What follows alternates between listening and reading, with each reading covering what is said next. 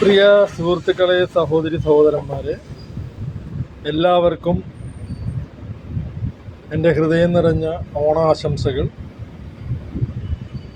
ഇന്ന് ഉത്രാടമാണ്. ഉത്രാട ആശംസകൾ, ഒപ്പം തന്നെ നബിദിനാശംസകൾ.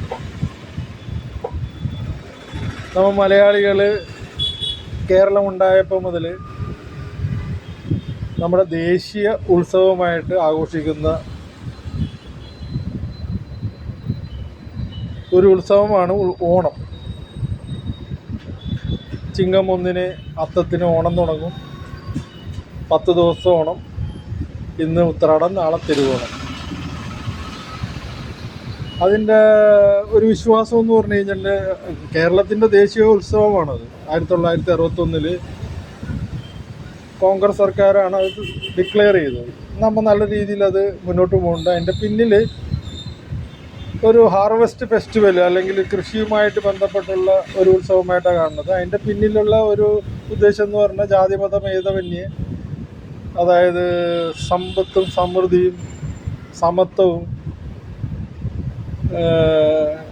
കള്ളവുമില്ല, കളിവചനവുമില്ല, അങ്ങനെ നല്ലൊരു കാലഘട്ടത്തിനെ കുറിച്ച് ഓർക്കുന്ന അങ്ങനെ ഒരാൾ ഭരിച്ചിട്ടുണ്ടായിരുന്നു. അദ്ദേഹം പ്രജകൾക്ക് എല്ലാവർക്കും ഇഷ്ടപ്പെട്ട ആളായിരുന്നു. അദ്ദേഹം വരുന്നു എന്നൊക്കെയുള്ള ഒരു രീതിയിലാണ് നമ്മൾ വിശ്വസിച്ച് കേരളത്തിലുള്ള എല്ലാ ജനങ്ങളും ആഘോഷിച്ചുകൊണ്ടിരുന്ന സംഭവമാണ്. അത് രാജ്യത്തെല്ലായിടത്തും ഉണ്ട്. ഇപ്പം ഈ പറയണ പോലെ തമിഴ്നാട്ടിൽ പൊങ്കലുണ്ട്, നോർത്ത് ഇന്ത്യയിലോട്ട് പോയ വൈശാഖി, അങ്ങനെ പല പല ഹാർവെസ്റ്റായിട്ട് ബന്ധപ്പെട്ടുള്ളതാണ്. ഉറപ്പായിട്ടും ഇങ്ങനെയുള്ള ഹാർവെസ്റ്റ് ഉത്സവങ്ങളൊക്കെ പിന്നീട് പല മതങ്ങളുമൊക്കെ ഹൈജാക്ക് ചെയ്യണ കാര്യങ്ങളൊക്കെ നമ്മൾ കണ്ടിട്ടുള്ളതാണ്. അത് ആ രീതിയിൽ പോട്ടെ. ചിലർക്കത് വാമന ജയന്തി ആയിരിക്കും, ചിലർക്ക് മഹാബലി എന്ന് പറയുന്ന രാജാവ് തിരിച്ചു വന്നതിൻ്റെ ആയിരിക്കും. എന്തും ആയിക്കോട്ടെ, അതിൻ്റെ പിന്നിലുള്ള ഉദ്ദേശം എന്ന് പറഞ്ഞാൽ സമ്പൽ സമൃദ്ധമായ, കള്ളവും കളവചനവും ഒന്നുമില്ലാത്ത, എല്ലാവരും സന്തോഷത്തോടെ വസിച്ചുകൊണ്ടിരുന്ന ഒരു രാജ്യം എന്നുള്ള രീതിയിലുള്ള ജനങ്ങളുടെ ഒരു ഉത്സവമാണ്. ബേസിക്കലി അതൊരു കാർഷിക ഉത്സവമാണ്. അതിൻ്റെ അപ്പുറത്തോട്ടൊന്നും ചിന്തിക്കേണ്ട കാര്യമൊന്നുമില്ല. ഇപ്പോൾ പക്ഷേ കുറച്ച് നാളായിട്ട് നമുക്ക് എല്ലാവർക്കും അറിയാവുന്നവർ ഇതിലെല്ലാം ഈ പറയണ പോലെ ജാതിയും മതവും രാഷ്ട്രീയമൊക്കെ കടന്നു കയറുന്നുണ്ട്. ഇപ്പോൾ സോഷ്യൽ മീഡിയയിലൊക്കെ അത് കാണുമ്പോഴത്തേക്കും സത്യം പറഞ്ഞ സഹതാപം തോന്നണേ അങ്ങനെയുള്ള ആൾക്കാർ. അത് വാമനൻ്റെ അവതാരത്തിൻ്റെ ഉത്സവമാണെന്ന് ചിലവർ പറയുന്നു. ആയിക്കോട്ടെ, അവർ വിശ്വസിക്കട്ടെ, അത് മറ്റുള്ളവരെ അടിച്ചേൽപ്പിക്കാണ്ടിരിക്കുക. ചിലവർ മഹാബലി ആണെന്ന് പറയുന്നു. ആയിക്കോട്ടെ, അതും അവർ വിശ്വസിക്കട്ടെ. മറ്റുള്ളവർ ഇത് ചുമ്മാ ഒരു ദേശീയോത്സവം, ഹാർവെസ്റ്റ് ഫെസ്റ്റിവല്, സമ്പദ് സമൃദ്ധിയുടെ ഒരു ഇത് എന്താ പറയുക, കർക്കിടക മാസം എന്ന് പറഞ്ഞാൽ പഞ്ഞമാസമാണ്. അത് കഴിഞ്ഞ് ഈ ചിങ്ങമാസം വരും, കൃഷി വിളവെടുപ്പ്, അങ്ങനെ ആൾക്കാരുടെ കയ്യിൽ പൈസ വരും, എല്ലാവരും സന്തോഷിക്കണം, അത്രേ ഉള്ളൂ. അതിൻ്റെ അപ്പുറത്തോട്ടൊന്നും ചിന്തിക്കുക വേണ്ട.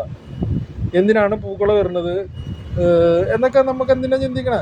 നമ്മൾ അതിലെല്ലാം സന്തോഷം കണ്ടിരുന്നു. എല്ലാവരും ഇപ്പോൾ ഈ ക്രിസ്മസിൽ എല്ലാവരും സ്റ്റാർ ഇടാറില്ലേ? മുസ്ലിങ്ങളുടെ വീട്ടിലും ഹിന്ദുക്കളുടെ വീട്ടിലും എല്ലാവരും ഇടാറുണ്ട്. കേരളത്തിൻ്റെ പ്രത്യേകത ആണത്. അതുപോലെ തന്നെ എല്ലാ ക്രിസ്ത്യാനികളും വീട്ടിൽ പൂക്കളമൊക്കെ ഇടാറുണ്ട്, സദ്യ ഉണ്ടാക്കാറുണ്ട്. ഞാനൊക്കെ ഒരു 1969 ജനിച്ചാണ്. നമ്മളൊക്കെ ചെറുപ്പം മുതലേ ഈ പൂക്കളമൊക്കെ ഇട്ടിട്ട് തന്നെയാണ് പോയത്. ഓണത്തിന് ഒരു ഓണക്കൂടി കിട്ടുമായിരുന്നു. നമ്മളുടെയൊക്കെ ആ കാലഘട്ടത്തിൽ ഒരു വർഷത്തിൽ 1-2 പ്രാവശ്യമൊക്കെയാണ് പുതിയ ഉടുപ്പ് കിട്ടുന്നത്. അത് ക്രിസ്മസിനും ഓണത്തിനും ഒക്കെയാണ്. എൻ്റെ മാതാപിതാക്കൾ ക്രിസ്ത്യാനികളായിരുന്നെങ്കിലും എനിക്ക് ഓണത്തിന് കൂടി കിട്ടുമായിരുന്നു, ക്രിസ്മസിനും കിട്ടുമായിരുന്നു. അപ്പോൾ ആ രീതിയിൽ അങ്ങോട്ട് പോകുന്നതാണ് നല്ലത്.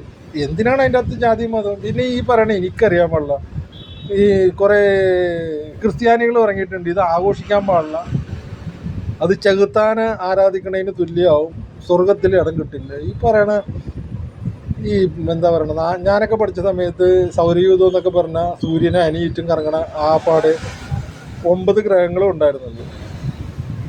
അതിൽ 9ാമത്തെ ഗ്രഹമായിട്ടുള്ള പ്ലൂട്ടോ എന്ന് പറയുന്ന സാധനം ഇപ്പം ഇല്ലെന്നറിയാം. സൂര്യനെ പോലെ ഉള്ള എന്താ പറയണ ഒരു സോളാർ സിസ്റ്റം, ഇപ്പോഴുള്ള മിൽക്കി വേവ്, എന്താ പറയണ ഗാലക്സി, ഇതെല്ലാം കൂടിയേക്കണ ഒരു സംഭവത്തിൽ ഒരു മണലിൻ്റെ തരി പോലും ഇല്ല. ഇത് നമ്മുടെ മൊത്തം സോളാർ സിസ്റ്റം. അതിൻ്റെ ഉള്ളിലുള്ള ചെറിയൊരു ഗ്രഹമായിട്ടുള്ള ഭൂമി എന്ന് പറയുന്ന സാധനം ഒരു പൊടി പോലും ഇല്ല. ആൾക്കാർ ചന്ദ്രനിലും സൂര്യനിലും എന്താ പറയണ, ഇന്ത്യ തന്നെ ചൊവ്വ വരെയും റോക്കറ്റ് വിട്ടു. ആ കാലഘട്ടത്തിലാണ് നമ്മൾ ജീവിക്കുന്നത്. ബിഗ് ബാങ് എന്ന് പറഞ്ഞ് നമ്മൾ കേട്ടിട്ടുണ്ട്. അതിൻ്റെ പുറകിലോട്ടുണ്ടോ ഇല്ലെന്ന് അറിയില്ല. ശാസ്ത്രം നമുക്കൊന്നും അതൊന്നും പ്രപഞ്ചം എന്ന് പറഞ്ഞു കഴിഞ്ഞാൽ അത്ര എന്താ പറയണ, അത്ര വലിയൊരു സംഭവമാണ്. ഒരു മനുഷ്യ ജീവിതം കൂടി വന്ന ഒരു 100 വർഷം, അതിനുള്ളിലൊന്നും ഇതൊന്നും നമുക്ക് ഗ്രഹിക്കാനോ പ്രപഞ്ച സത്യങ്ങൾ മുഴുവൻ തിരിച്ചറിയാനോ സാധിക്കത്തില്ല. അത് ഇങ്ങനെ പയ്യെ മനുഷ്യരത് കണ്ടുപിടിച്ചുകൊണ്ടിരിക്കും. 9 ഗ്രഹത്തിൽ നിന്ന് നമ്മൾ ഈ ഒരു കണ്ടീഷനിൽ എത്തിയിരിക്കുന്നു, അത്രേ ഉള്ളൂ. അതിൻ്റെ ഇടയ്ക്ക് ഈ പറയുന്ന പോലെ പല ജാതികളും മതങ്ങളും ഒക്കെ വന്നിട്ടുണ്ട്. പിന്നെ ഇതുപോലെയുള്ളൊരു രാജാവ്, ഇതുപോലൊരു സമൃദ്ധി കേരളത്തിൽ ഉണ്ടായിട്ടില്ലെന്ന് ചരിത്രപരമായി നോക്കിയാൽ കാണാനേ പറ്റത്തില്ല. വെച്ചിട്ടുണ്ടെങ്കിൽ അങ്ങനെ ഒരു രാജാക്കന്മാർ ഇവിടെ ഉണ്ടായിരുന്നില്ല. കേരളം തന്നെ 3 രാജാക്കന്മാരുണ്ടായെന്നാണ് എൻ്റെ അറിവ്. നമ്മളെല്ലാം ചരിത്രത്തിൽ പഠിച്ചത്. കൊച്ചി രാജാവ്, മലബാർ വേറെ, തിരുവിതാംകൂർ വേറെ. അതിൻ്റെ അകത്ത് തന്നെ ഈ പറയുന്ന ചെറിയ ചെറിയ കൊച്ചു രാജാക്കന്മാരൊക്കെ ഉണ്ടായിരുന്നു. പന്തളം എന്നൊക്കെ പറഞ്ഞ് കേട്ടിട്ടില്ല. അതേപോലെ കുറേ കുഞ്ഞു കുഞ്ഞു രാജാക്കന്മാരുണ്ടായിരുന്നു. ഇവർ തമ്മിൽ അടിച്ചുകൊണ്ടിരുന്നേച്ചു. ഇതൊക്കെ നമുക്കറിയാവുന്നതാണ്. അതിനേക്കാളും ഏറ്റവും വലിയ 1 നൂറ്റാണ്ട് മുമ്പ് വരെ ഇവിടെ അഴിത്തവും ഈ പറയുന്ന തൊട്ടുകൂടായ്മയും തീണ്ടലും ഒക്കെ ഉണ്ടായിരുന്നതാണ്. കർഷകർ ജോലി എടുക്കുന്നത് അടിമകളെ പോലെ പണിയെടുത്തുകൊണ്ടിരുന്ന അവർക്ക് എന്താ പറയണ, അതിൽ നിന്ന് ഒരു മണി അരി പോലും കിട്ടത്തില്ലായിരുന്നു. പശുവിനെ വളർത്തി അതിൻ്റെ പാലെടുക്കാൻ അവർക്ക് പറ്റില്ലായിരുന്നു. അപ്പോൾ എങ്ങനെയാണ് സമൃദ്ധിയിലെ ആൾക്കാർ ജീവിച്ചിരിക്കുന്നത്? അങ്ങനെ ഒരു ചരിത്രം ഒരിടത്തും പോയാൽ കാണില്ല. പിന്നെ ഉള്ളതെന്ന് പറഞ്ഞാൽ ദ്രാവിഡ സംസ്കാരമാണ്. ചേര ചോള സാമ്രാജ്യങ്ങളുണ്ടായിരുന്നു. അത് ഈ പറയുന്ന പോലെ സൗത്ത് ഇന്ത്യ മുഴുവനും, അതേപോലെ തന്നെ ശ്രീലങ്ക, എന്ത് പറയണ, മലേഷ്യ വരെ വ്യാപിച്ചിരുന്നുണ്ട്. എനിക്ക് തോന്നുന്നു കൊറിയ വരെയൊക്കെ ഉണ്ടായിരുന്നെന്നാണ് പറയുന്നത്. അത്രയും വലിയൊരു സംസ്കാരമാണ്. തമിഴ് സംസ്കാരത്തിന് എന്തോ 6000 വർഷങ്ങളുടെ പഴക്കമുണ്ടെന്നാണ് പറയണത്. അതിൽ പലതും ഇപ്പോൾ കണ്ടൊക്കെ പിടിക്കേണ്ട, പക്ഷെ അത് പുറത്തു വരത്തില്ല. എന്താ കാരണം, അതിന് മേളിൽ ഈ പറയുന്ന പോലെ ബ്രാഹ്മണ മേൽക്കോയ്മ അടിച്ചേൽപ്പിക്കാൻ വേണ്ടി അതൊന്നും പുറത്തു വരാൻ സമ്മതിക്കത്തില്ല. ഈ ബ്രാഹ്മണ വംശം എന്ന് പറഞ്ഞാൽ ഇന്ത്യയിലുണ്ടായിരുന്നൊന്നുമല്ല. അവർ ഈ പറയുന്ന പോലെ ഹിന്ദു എന്ന് പറഞ്ഞാൽ ഒന്നും ഉണ്ടായിരുന്നില്ല. ഈ പറയുന്ന സിന്ധു നദീതട സംസ്കാരത്തിൻ്റെ പടിഞ്ഞാറ് കിഴക്ക് വശത്ത് ജീവിച്ചിരുന്ന ആൾക്കാർ, അവിടെയുള്ള ആൾക്കാർ ഹിന്ദുക്കളെന്ന് വിളിച്ച് അങ്ങനെയാണ് ഹിന്ദു എന്ന് പറഞ്ഞ ഒരു സംഭവം ഉണ്ടായത്. അതൊരു മതമല്ല. ഇൻഡസ് വാലി സിവിലൈസേഷൻ്റെ ഇപ്പുറത്തുള്ള ആൾക്കാരെ ഇന്ത്യൻസ് എന്ന് വിളിച്ചു. ഇന്ത്യൻ ആയാലും ഹിന്ദുസ് ആയാലും എന്തായാലും മറ്റുള്ളവർ നമ്മളെ വിളിച്ച പേരുകളാണ്.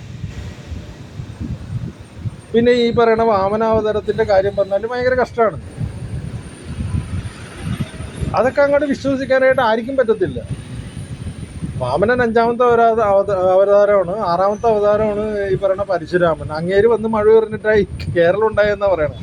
അപ്പോൾ ഇല്ലാത്ത കേരളത്തിൽ എങ്ങനെ മഹാബലി വരിച്ചു എനിക്ക് മനസ്സിലാകുന്നില്ല. പിന്നെ ഈ പറയുന്ന പോലെ മഹാബലി എന്ന് പറഞ്ഞ ആൾ, അതൊക്കെ ഐതിഹ്യങ്ങളാണ്, കഥകളാണ്. എനിക്ക് കേൾക്കാൻ വലിയ ഇഷ്ടമാണ്. ഞാൻ പഠിച്ചിട്ടുള്ളതുമാണ്. അല്ല, നമ്മൾ മറ്റുള്ളവരിൽ നിന്ന് കേട്ട് പഠിച്ചിട്ടുള്ളതാണ്. ഹിരണ്യകശിപുവിൻ്റെ പ്രശ്നങ്ങൾ എല്ലാവർക്കും അറിയാവുന്നതാണ്. അദ്ദേഹം അവസാനം വിഷ്ണു നരസിംഹാവതാരമായിട്ട് കൊന്നു. അതിനുശേഷം ഹിരണ്യകശിപുവിൻ്റെ മകനായിരുന്നു പ്രഹ്ലാദൻ. ഏറ്റവും വലിയ നാരായണ ഭക്തനായിരുന്നു. അദ്ദേഹത്തിൻ്റെ മകൻ വിരോചനൻ്റെ മകനാണ് മഹാബലി. അയാൾ നല്ലൊരു മനുഷ്യനാണെന്നാണ് എല്ലാവരും നമ്മളൊക്കെ പഠിച്ചേക്കണത്. അദ്ദേഹത്തിൻ്റെ എന്താ പറയണ, ദാനം കൊടുക്കാനുള്ള ഏറ്റവും വലിയ ഒരു സ്വഭാവം, അത് യൂട്ടിലൈസ് ചെയ്ത് വാമനൻ എന്ന് പറഞ്ഞ ഒരാൾ വന്ന് അദ്ദേഹത്തെ പാതാളത്തിലോട്ട് ചവിട്ടിത്താതി. പാതാളം എവിടെയെന്ന് എനിക്കറിയില്ല. ചവിട്ടിത്താതി എന്ന് പറയുന്നത് അതും എനിക്ക് മനസ്സിലാകുന്നില്ല. അതിലൊന്നും അർത്ഥമില്ല.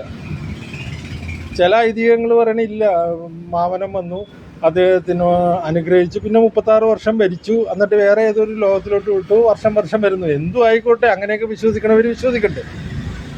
ഇതെല്ലാം കഥകളാണ്, ഐതിഹ്യങ്ങളാണ്. ഇതിലൊന്നും ചരിത്രപരമായിട്ടുള്ള ഒരു സത്യം ഞാൻ കാണുന്നില്ല. അതിപ്പോൾ ഈ പറയുന്ന വേദങ്ങളാണെങ്കിലും എല്ലാ സാധനങ്ങളാണ് മനുഷ്യരുണ്ടാക്കിയതാണ്. അതുപോലെ തന്നെ ബൈബിളായാലും ഖുറാനായാലും തോറയായാലും എന്ത് സാധനമാണ് മനുഷ്യരുണ്ടാക്കിയത്. ദൈവങ്ങളും അതനുസരിച്ച് മനുഷ്യരുണ്ടാക്കിയത്. ഇപ്പം ഈ സയൻറ്റിഫിക് ആയിട്ടുള്ള ഒരു കാലഘട്ടത്തിൽ മനുഷ്യർ ചന്ദ്രനിലും ചൊവ്വയിലും ഒക്കെ പോകുന്ന ഈ കാലഘട്ടത്തിൽ സൗരയൂഥം എന്ന് പറയുന്നത് മനുഷ്യൻ്റെ ചിന്തക്ക് അതീതമാണെന്ന് നമ്മൾ അറിഞ്ഞ ഒരു കാലഘട്ടത്തിൽ ഈ ജാതി മതമൊക്കെ സംസാരിക്കണത് തന്നെ തെറ്റാണ്. ക്രിസ്ത്യാനികളും ഓണം ആഘോഷിച്ച് കഴിഞ്ഞിട്ടുണ്ടെങ്കിൽ എനിക്കറിയാൻ പാടില്ല. ഇങ്ങനെയുള്ള വർത്തമാനം പറയുന്ന ആൾക്കാരെ സത്യം പറഞ്ഞു കഴിഞ്ഞാൽ അവഗണിക്കുക. സോഷ്യൽ മീഡിയ തുറന്നാൽ അതേ കാണാൻ പറ്റുള്ളൂ. അപ്പോൾ സമ്പൽ സമൃദ്ധിയുടെ ഓണാശംസകൾ. ജാതിയും മതവും ഇല്ലാതെ മര്യാദക്ക് ജീവിക്കുക. നാരായണ ഗുരു പറഞ്ഞ പോലെ മനുഷ്യൻ നന്നാകാനും മനുഷ്യന് മതമൊന്നും ജാതിയൊന്നും വേണ്ട. അത്രേ ഉള്ളൂ. ഓണാശംസകൾ.